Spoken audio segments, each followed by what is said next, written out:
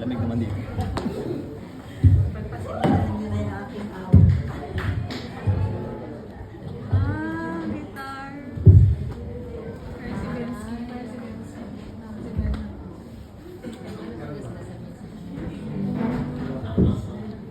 Ito ang awit ko.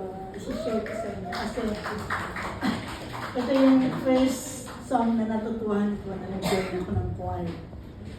Long time ago. Ito yung songs na inawit namin. Kasi yung church namin noong araw is nakikisama lang sa Catholic Church. And we are not allowed to practice inside the church pag hindi namin time.